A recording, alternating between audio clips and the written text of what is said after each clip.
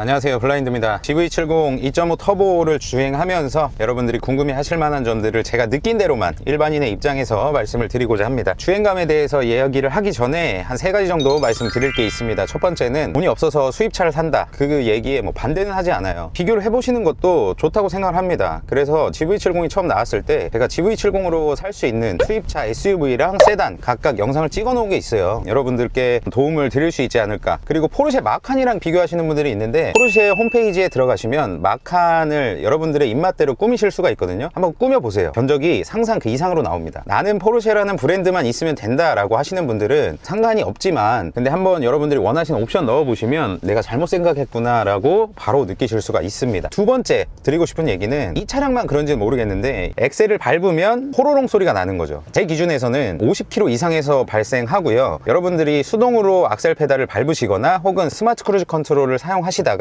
이 시스템상 가속이 될 때 운전자 기준에서 왼쪽 뒤편에서 납니다. 되게 작게 나는 게 아니고요, 노래를 작게 틀어도 들릴 만큼 그렇게 많이 나요. 여러분들이 이 점은 알고 구매하셨으면 좋겠어요. 이것도 제네시스에서는 원인을 빨리 알려주고 조치를 취해야 되는 게 아닌가, 이런 생각이 듭니다. 앞으로 2.5 터보 많이 출고되고 제 주변에도 2명 정도 기다리고 있는데, 실제로 이게 제 차라고 생각해보면 정말 신경 쓰일 것 같긴 해요. 다음으로는 이제 내비 돌방 소리나 실내 잡소리에 대해서 궁금하신 분들이 많을 거예요. 내비 돌방 소리 G80 그랜저 K7 프리미어 GV80에 비해서 엄청나게 개선됐습니다. 이 차를 4일째, 지금 여기에 380km 보이지만 이거 한번 리셋을 한 거예요. 500km 넘게 운전을 하면서 거의 못 들었습니다. 기억이 없어요. 좀 많이 개선됐다라고 보지만 그래도 다른 분들이 얘기하시는 거 보면 발생을 하긴 합니다. 실제로 여러분들이 주행하시다가 이쪽 부분 공조기에서 난다고 하는데, 실제로 주행하시면서 정말 돌을 내가 맞았나 할 생각이 들 정도로 크게 나거든요. 그러니까 이런 점들은 좀 참고를 해주셨으면 좋겠습니다. 2.5 터보 엔진을 탑재하고 있고 300마력이 넘는 300마력대 극초반 차량이죠. 43토크를 내고 있기 때문에 가속감이 얼마나 될까 궁금하실 겁니다. 그러니까 일반인 기준에서 여러 환경에서 지금 주행을 해본 결과, 여러분들이 이런 도심에서 주행을 하실 때나 혹은 고속도로를 주행하실 때나 자동차 전용 도로를 주행하실 때 전혀 스트레스 없이 주행을 하실 수가 있어요. 지금 컴포트 모드인데도 불구하고 지금 50km라 빨리 달리지 못하는데, 엑셀을 살짝만 눌러보시면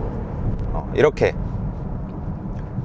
대신에 변속이 빠르게 되진 않습니다. 컴포트 모드이라서 그런지 모르겠지만 이게 변속이 엑셀을 밟고 한 템포, 한 두 템포 정도 그렇게 빠릿빠릿하게 DCT 변속기처럼 엄청나게, 바로 내가 엑셀 밟았을 때 다운시프트를 자동으로 해줘서 이렇게 차가 빡 튀어나가는 게 아니라 좀 느긋하게 튀어나갑니다. 이 차량을 구매하시는 분들의 성향을 고려해본다면 그렇게 팍 튀어나가는 것도 좋은 그런 가속감은 아니라고 생각해요. 이 차를 구매하시는 분들이 대부분이 패밀리카로 사신다거나, 제 주변에도 다 패밀리카로 사용하시려고 구매를 하시거든요. 근데 옆에 와이프를 태우고 뒤에 아기를 태우고 그렇게 급가속을 하시는 분들은 저는 거의 없다고 생각해요. 굳이 혼자 타고 이렇게 급가속을 하실 수는 있어도 남편분이나 와이프분이나 아기를 태우고 그렇게까지 심하게 주행을 하실 분들은 없다고 생각하기 때문에, 그런 목적을 비춰봤을 때 저는 이 세팅이 부족하지 않다라고 생각을 합니다. 컴포트 모드에서 가속이 조금 난 아쉽다라고 생각하시는 분들은 스포츠 모드로 바꿔주시면 그 아쉬운 점을 좀 메꿀 수는 있어요.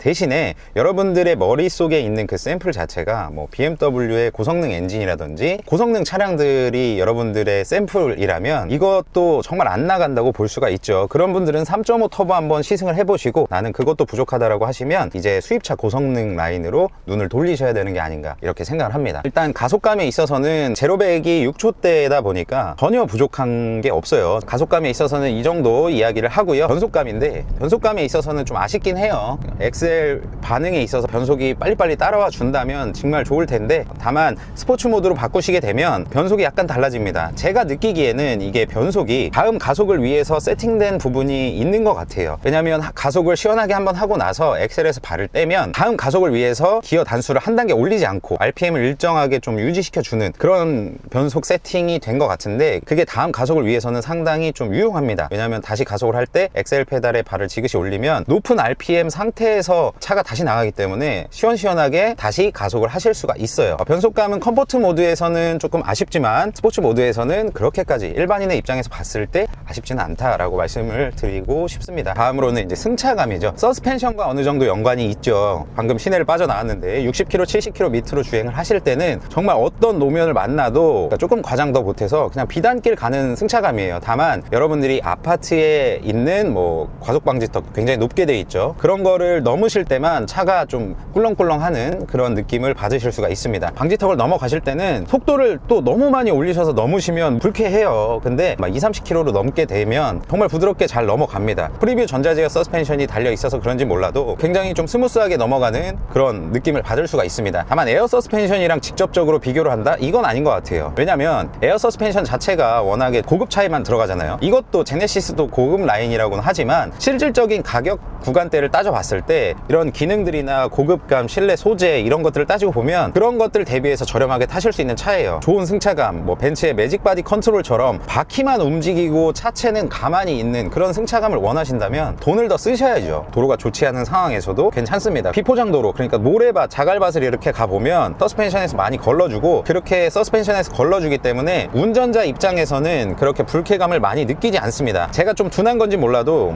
막 불쾌하다, 이거 너무 덜컹거린다, 전혀 없었어요. 많이 감쇄해서 괜찮은 것 같아요. 노면 소음, 타이어 소음이 좀 들어오는 편입니다. 방음이 GV80이나 G80에 비해서는 약간 빈약한 것 같아요. 지금 G80이나 GV80을 비교를 해서 그렇지만 방음이 잘 된 편이라고 생각은 듭니다. 엄청나게 하체 소음이 거슬리진 않아요. 차가 조용하기 때문에 풍절음이라든지 주변에 차가 지나갈 때 그 차량 소음 같은 건 들어오긴 합니다. 이거는 안 들어온다고 말씀을 드리면 거짓말인 것 같고, 이게 완벽하게 풍절음을 잡는다는 게 참 어려운 것 같아요. MVH, 소음, 떨림, 불쾌감 이런 거에 있어서는 저는 제네시스가 점점 더 발전하고 있다고 생각이 들어요. 제가 느끼는 건 그렇습니다. 주행 보조 장치 ISG 먼저 말씀드릴게요. ISG는 아이들링 스탑 시스템이죠. 저는 하이브리드 차량이 제 자차입니다. 오토홀드를 이렇게 딱 켰을 때 이 차량은 멈추면 엔진이 멈추죠, 같이. 그때는 참 좋아요. 근데 다시 출발할 때, 엑셀을 밟을 때 차가 부르르 하고 다시 엔진이 켜지기 때문에 그게 저에 있어서는 상당히 좀 불쾌감으로 다가옵니다. 그런 불쾌감 때문에 저는 엔진이 서는 걸 아예 꺼놨었어요. 이렇게 매번. 이것도 메모리 기능이 있으면 참 좋을 것 같아요. 왜냐면 그 다시 엔진이 켜질 때 느껴지는 그 불쾌감이라든지, 너무 조용하다 보니까 시동이 걸릴 때 좀 불쾌감을 느끼실 수 있는 부분들이 있을 것 같아서 이런 아이들링 스탑을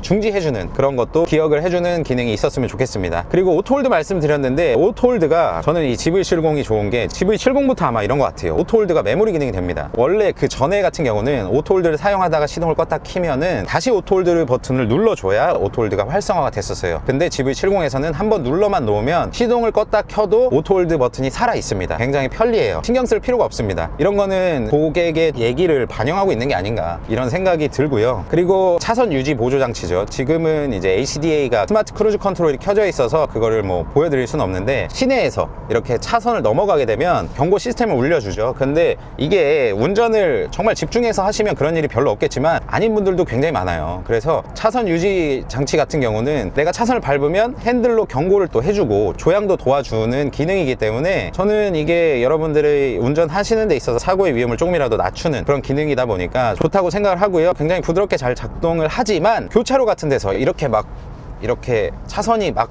이렇게 돼 있잖아요. 그러면은 핸들을 잘못 꺾을 때가 있어요. 그래서 경고 알림 정도로 설정해 주시는 걸 저는 추천드립니다, 항상. 다음으로는 이제 고속도로 주행 보조 시스템. 우선 헤드업 디스플레이 보여드릴게요. 목적지 도착 시간, 목적지까지 남은 거리, 그리고 다음 어디에서 빠져야 되는지, 그리고 주변의 차량들도 이렇게 보여줍니다. 한 가지 아쉬운 거는 차량 모양으로 보여주는 게 아니라 저렇게 네모 박스로 보여줘요. 이게 좀 아쉽긴 해요. 그리고 차간거리에서 저는 참 좋은 게 차간거리 4단계, 3단계, 2단계, 1단계 이렇게 텍스트로 보여주기 때문에 여러분들이 그동안 햇빛 때문에 잘 보이지 않으셨던 이 차간거리에 대한 설정을 깨끗하게 텍스트로 확인하실 수가 있어요. 굉장히 편합니다. 이게 예시를 위해서 잠깐 놓을게요.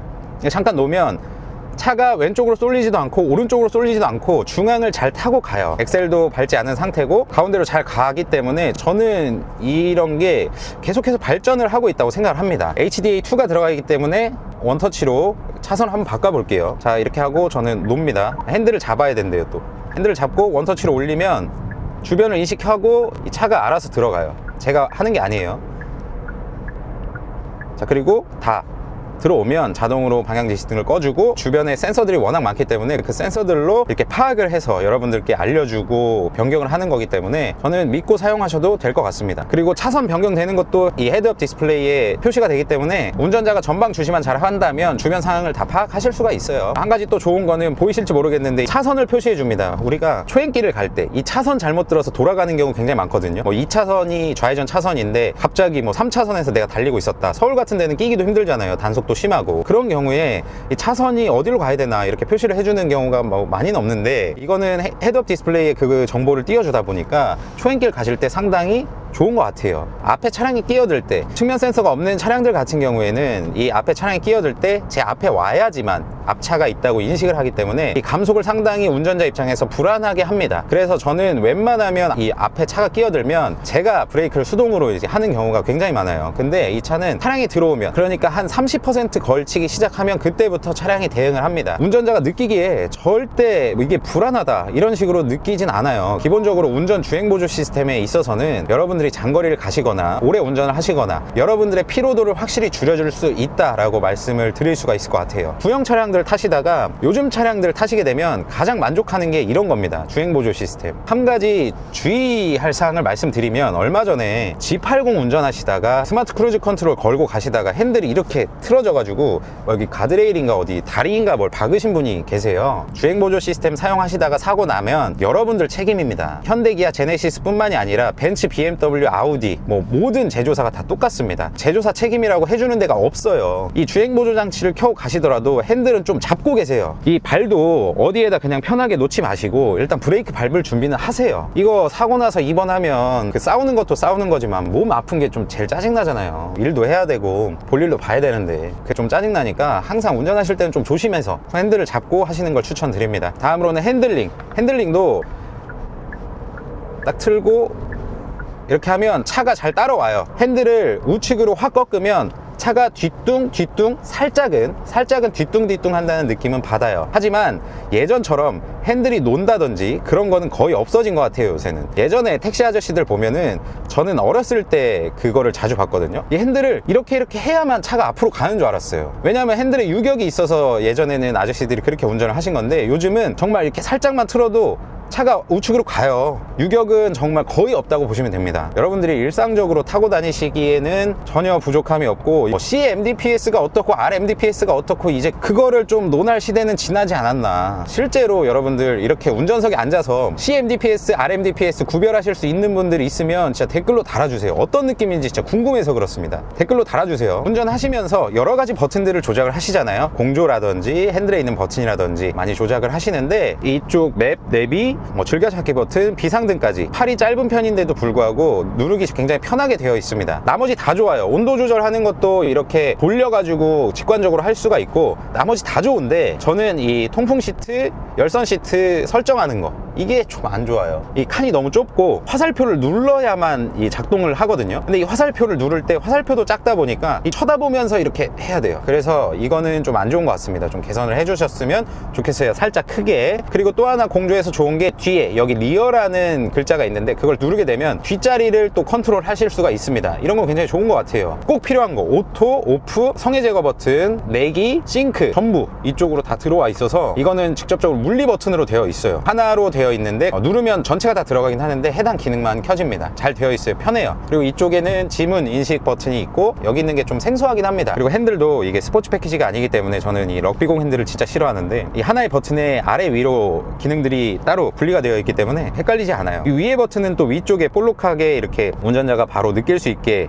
되어 있고, 밑에 버튼은 밑쪽에 볼록하게 되어 있어서 전혀 불편함이 없습니다. 밤에 앰비언트 라이트, 낮에는 앰비언트 라이트 거의 안 보인다고 보시면 되고요. 밤에 앰비언트 라이트 들어온 모습을 보시면 운전석에서도 혹은 조수석에서도 예전보다는 확실히 적극적으로 앰비언트를 넣어주고 있구나. 대신에 이런 직접등이 아니라 이런 데는 간접등으로 해서 좀 은은하게 보실 수 있게끔 그렇게 앰비언트 라이트가 구성이 되어 있기 때문에 상당히 이쁩니다. 그 다음 제동 성능, 지금 뭐 90km인데 제동을 좀 빡세게 하면 예, 어느 정도 여러분들이 브레이크를 엄청 세게 밟지 않아도 원하시는 제동까지는 확실히 들어오는 것 같아요. 유튜브에 보면 이런 지금 일반적인 도로에서 다니는 차 가지고 서킷 들어가는 영상들이 있어서 좀 불안해 하시는 것 같은데, 이렇게 그냥 일상적으로 주행을 하실 때, 고속도로, 자동차 전용도로, 뭐 시내 이렇게 주행을 하실 때 부족한 일이 많이 없습니다. 이게 부족하시다고 하면 스포츠 패키지를 넣으면 포피 브레이크가 들어가죠. 그래서 스포츠 패키지를 넣으셨으면 좋겠어요. 그래서 제가 시승을 한번 해보라는 거예요. 제가 아무리 지금 입으로 떠들어대도 여러분들에게 제가 지금 느끼는 느낌을 100% 전달해 드릴 수가 없습니다. 그렇기 때문에 한번 꼭 여러분들 기준에서 느껴보시는 게 가장 좋아요. 이 다음으로는 연비 말씀드릴 텐데, 이 차량에는 4륜이 포함되어 있고요. 그리고 21인치 타이어가 끼워져 있습니다. 그거를 감안해 본다면 한 번은 45km 정도의 거리를 고속도로에서는 110km 정속 주행, 국도에서는 70km 정속 주행 했을 때 45km를 갔을 때 그때 나왔던 연비가 13 조금 안 나왔던 것 같고요. 그리고 일상적으로 컴포트 모드를 놓고 천안 안에서 돌아다녔을 때 7.7, 지금 7.7이거든요 7.5에서 8km 사이로 나옵니다. 이 정도 연비가 나온다라는 거 말씀드리고, 회사에서 기름값 나오시는 분들은 뭐 부담 없이 타실 수 있지만, 그래도 월급을 받으시는 일반적인 직장인 같은 경우는 차량을 많이 타신다면 좀 부담스러운 연비가 아닐까, 이런 생각이 듭니다. 서울 시내에서 타면 정말 주유소 사장님하고 포용호제가 바로 가능합니다. 그 정도로 연비가 안 나와요. 왜냐면 너무 가다서다 하니까.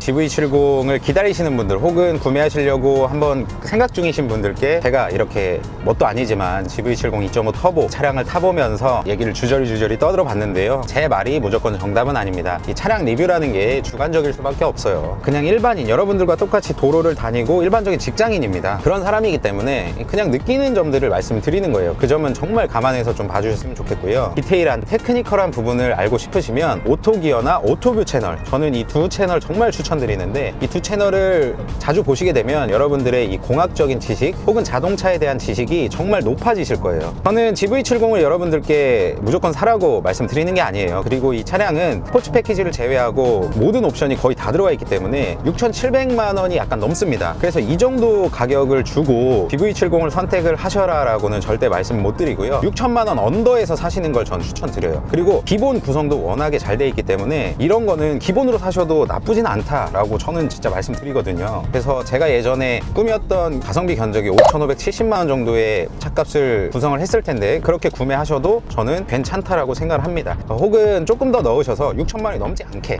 이렇게 구매하시면 가성비로 훌륭하게 뽑았다라고 말씀을 드릴 수가 있습니다. 여러분들의 소중한 돈을 가지고 여러분들이 필요한 차량을 사시는 거기 때문에 신중하게 고르셔야 되고요, 여러분들이 타보시고 고르셔야 돼요. 그리고 신차를 구매하시는 분들은 또 오랜만에 신차를 구매하실 거예요. 그래서 제 채널 보시면 신차 구매하시는데 필요한 정보들, 돈을 아낄 수 있는 방법들, 이런 영상들도 많으니까 지금 이 영상이 끝나면 카드를 띄워 드리도록 하겠습니다. 꼭 참고하셔서 합리적으로 선택하시기 바랄게요. 그리고 수입차 마칸, 뭐 이거 꼭 한번 해보세요. 얼마나 차이가 나는지 생각이 쏙 들어가실 겁니다. 이번 영상이 여러분들의 선택에 도움이 되셨다면 구독과 좋아요 한 번씩 눌러주시고요, 구독 누르시지 않더라도 좋아요는 한 번씩 눌러주세요. 이번 영상 여기서 마치도록 하겠습니다. 항상 건강하시고요, 행복한 하루 보내시기 바랍니다. 영상 시청해 주셔서 정말 진심으로 너무나도 감사드립니다. 감사합니다.